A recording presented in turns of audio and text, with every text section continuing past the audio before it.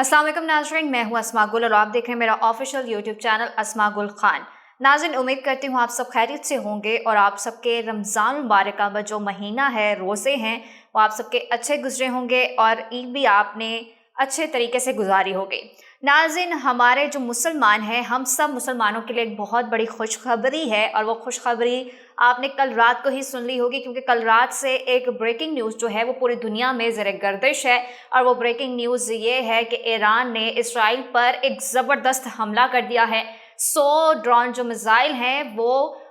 Israel पर गाड़ दिए गए हैं, जिसपे इसराइल ने दावा किया है कि जो ड्रोन मिसाइल हैं उसमें से 50% उन्होंने तबाह कर दिए हैं, जबकि 50% जो हैं वो उनकी ज़मीन पर भी लगे हैं।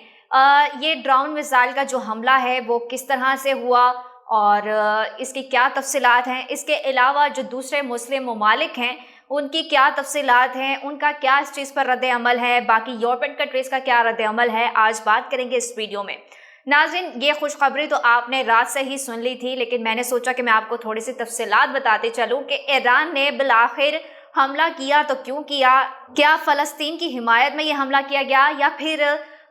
ईरान के साथ कुछ ऐसा हुआ। तो नाज़रीन, फ़लस्तीन से तकरीबन 5 माह से जो है वो जंग जारी है। इसराइल जो है वो अपने हमलों से बाज नहीं आ रहा और फ़लस्तीन में तकरीबन जो 24,000 के लगभग जो है फ़लस्तीनी शहीद हो चुके हैं और इसके अलावा तकरीबन 80,000 के लगभग जो हैं वो अभी भी ज़ख्मी हैं। उनके हॉस्पिटल्स तकरीबन तबाह कर दिए गए, उनके जो पनाह गाहें उन्होंने बनाई थी, क्योंकि आपने जिस तरह से देख रहे हैं आप, जब से ये जंग जारी है फ़लस्तीन में, तो फ़लस्तीन में जो उनके घर थे, इमारत थी, पूरे प्लाजे जो हैं वो ज़मीन बोस हो गए। ज़मीन के तले जो ज़मीन में जो मलबा है, अभी भी मलबे तले काफ़ी अफराद जो हैं वो मौजूद हैं, उनको भी रेस्क्यू किया जा रहा है, लेकिन रेस्क्यू करते करते बहुत सी मुश्किलात का सामना है, क्योंकि जिस तरह आपको पता है कि अगर किसी मुल्क में जंग हो तो बहुत से जो माली हालात हैं वो भी बहुत ज़्यादा मुश्किलात का सामना हो जाता है। जिस तरह से अब हमारे पाकिस्तान में रेस्क्यू 1112 है, अगर खुदा न खास्ता हमारे मुल्क में भी जंग छिड़ी हो तो रेस्क्यू 1112 भी कितने बंदों को रेस्क्यू कर पाएगी। तो बिल्कुल इसी तरह फ़लस्तीन में चल रहा है। फ़लस्तीन में फाका कशी पर लोग मजबूर हैं, उनके पास खुराक नहीं है और काफ़ी बच्चे जो हैं फाका कशी के बायस जो है वो शहीद हो चुके हैं, उनके स्कूल जो हैं मुकम्मल तौर पर तबाह हो चुके हैं। और नाज़रीन, आपको जैसा कि पता है, आपने जिस तरह से दूसरी जंग अज़ीम के बारे में भी सुना होगा, क्योंकि हमारी पैदाइश तक की नहीं थी, जिस तरह से जापान पर भी एक पूरे तरीके से हमला किया गया था और जो केमिकल थे उनकी अभी भी आबो हवा में जो केमिकल की जो बाकियात है वो भी मौजूद हैं, जो कि उनके बच्चों पर भी असरात अभी तक मुरतब होते हैं। यानी कि जो जापान में अभी तक जो बच्चे पैदा होते हैं तो वहाँ पे कुछ ना कुछ मसले बच्चों में पैदा हो जाते हैं, जिस तरह से पैरालाइज होना या फिर किसी भी चीज़ का किसी भी जिस्म के हिस्से का पैरालाइज होना। बहुत से वहाँ के बच्चे जो हैं पैरालाइज है, ये चीज़ें आपने सुनी होगी। तो बिल्कुल इसी तरह किसी मुल्क में अगर जंग छिड़ी हो तो वहाँ पे ना सिर्फ जंग के दौरान ये सारे मामलात दरपेश सामने आते हैं, बल्कि एक अरसे के बाद भी इन चीज़ों का सामना करना पड़ता है। यानी कि फ़लस्तीन में अगर जंग रुक भी जाए तो जो जंग के असरात होंगे, एक महंगाई का तूफ़ान या फिर उसको स्टेबल करना मुल्क को, या फिर जो केमिकल की जो बाकियात हैं वो एक अरसे तक चलती रहेंगी। लेकिन ये जो अब ईरान ने इसराइल पर हमला किया, ये हम मुसलमानों के लिए खुशखबरी तो है ही, लेकिन ये तीसरी जंग अज़ीम जो कि क़यामत की निशानियों में से एक भी कही जाती है, तीसरी जंग अज़ीम की तरफ एक इशारा है। क्योंकि ईरान ने मैं आपको बताते चलूँ कि ईरान ने हमला क्यों किया। अच्छा जी, फ़लस्तीन की मदद के लिए जो है इमदाद जो भेजी जा रही थी वो ईरान के थ्रू भेजी जा रही थी और शाम के थ्रू भेजी जा रही थी। इस तरह से वहाँ के जो बॉर्डर्स थे, वहाँ के रास्तों से फ़लस्तीन को इमदाद भेजी जा रही थी, क्योंकि वहाँ पे इमदाद नहीं है, खाने पीने का राशन या पैसे वगैरह जो भी है वहाँ से भेजे जा रहे थे। लेकिन इसराइल ने 1 अप्रैल को जो है वो हमला किया था। शाम में जो सफारत खाना था ईरान का, वहाँ पर हमला किया था। वहाँ पे जो F-35 जो कि एक बहुत बड़ा तैयारा आप कह सकते हैं जंगजों का, जो कि बड़े मॉडर्न जो है वो तैयारा है और अमेरिका का डिज़ाइन किया हुआ है, उसके थ्रू जो है वो हमला किया गया था। और वहाँ पे सफारत खाने में वो जो सफारत खाना है वो ज़मीन बोस हो गया था और सफारत खाने में ना सिर्फ जो है दूसरे लोग शहीद हुए थे, बल्कि उनके जो 2 जनरल्स थे ईरान के वो भी शहीद हो गए थे। تو اس بات کا ایران نے تبھی اعلان کر دیا تھا کہ بھائی ہم پورا بھرپور جواب دیں گے، پورا بھرپور بدلہ لیں گے، لیکن عید کے بعد کل اچانک سے اب انہوں نے حملہ کیا ہے۔ یہ بھی ایک بڑا ڈرامائی انداز تھا کہ انہوں نے حملہ کیسا کیا ہے۔ اچھا، ہمارے پاکستان میں اس طرح ہوتا ہے کہ ہر گھر کا ایک میٹر بجلی کا لگا ہوتا ہے اور تاریں جو ہے وہ لٹک رہی ہوتی ہے، لیکن اسرائیل میں ایسا نہیں ہے۔ اسرائیل میں جو ہے ایک پراپر ایک کمپیوٹرائز نظام ہے جس کے تھرو جو ہے وہ الیکٹریسٹی مہیا کی جاتی ہے، اور اسرائیل میں کبھی بھی بجلی جو ہے منقطع نہیں ہوئی، لیکن اچانک سے رات کو بجلی منقطع ہو جاتی ہے۔ وہ کس طرح؟ ایران کی ایک انٹیلیجنس ہے، خفیہ انٹیلیجنس ہے، جس کو کہہ سکتے ہیں آپ سائبر ایونجرز کہہ سکتے ہیں، بلکہ سائبر ایونجرز کہہ سکتے ہیں، انہوں نے اس کو نام ہی یہ دیا ہوا ہے۔ سائبر کا مطلب آپ سمجھتے ہی ہیں کہ کمپیوٹر کے تھرو جو ہے وہ ہیک کا نظام دیکھنا، یا پھر کمپیوٹرائز جو نظام ہے وہ سارا کچھ وہ دیکھتے ہیں۔ تو سائبر ایونجرز نے سب سے پہلے تو اسرائیل کے جو دارالحکومت ہے وہاں کے سارے کمپیوٹر کے نظام کو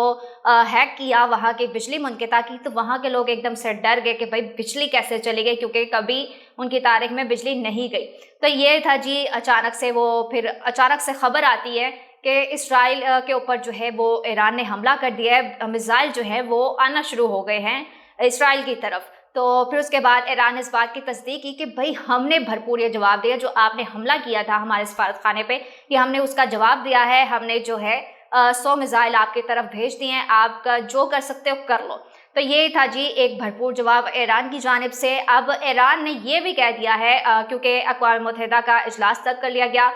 پہلے تو جو اقوام متحدہ جو تھی وہ خاموش تماشائی کا کردار ادا کر رہی تھی، کیونکہ فلسطین پہ جو کچھ 5 ماہ سے جتنا کچھ ہو رہا ہے اس کے اوپر خاموش تماشائی کا کردار کر رہی تھی اقوام متحدہ۔ کوئی بھی اس پر آواز نہیں اٹھا رہا تھا، یا کوئی بھی اسرائیل کو روک نہیں رہا تھا، لیکن جیسے ہی اسرائیل پر حملہ ہوا ہے تو سب کے جو ہے چیخیں نکل گئی ہیں، اور سب جو ہے ساتھ دینے کی کوشش کر رہے ہیں اسرائیل کا۔ لیکن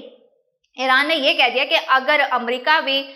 اس چیز میں ملوث ہوتا ہے تو ہم امریکہ کو بھی بھرپور جواب دیں گے، اور جو ہے جو بھی یورپین کنٹری اس جنگ میں کودے گا یا ہم پہ حملہ کرنے کی کوشش کرے گا اسرائیل کے ساتھ مل کے، تو ہم بھرپور جواب دیں گے۔ لیکن اب جو اسرائیل اور جو ایران ہے ان کے آپس میں جنگ بندی جو ہے وہ ایک عروج پر پہنچ چکی ہے، اور عروج پر جو پہنچنا ہے وہ تیسری جنگ عظیم کی طرف وہ جو ہے وہ اشارہ کرتا ہے۔ لیکن جو سعودی عرب ہے اور جو مصر ہے، وہاں کی صدارت اور وہاں کے وزیر اعظم کا یہی کہنا ہے کہ آپ جو ہے صرف خاموش رہیں، آپ لوگ جو ہے تحمل سے کام لیں، اور پاکستان کا بیان جو ہے ابھی تک کوئی خاص سامنے نہیں آیا، کیونکہ پاکستانی جو ہے وہ پہلے سے ہی جو ہماری پاکستانی گورنمنٹ ہے نہ وہ ان کو امداد پہنچا سکتی ہے، نہ ہی وہ ان کے لیے فلسطین کے لیے کچھ کر سکتی ہے، نہ فلسطین کے لیے انہوں نے آواز اٹھائی ہے۔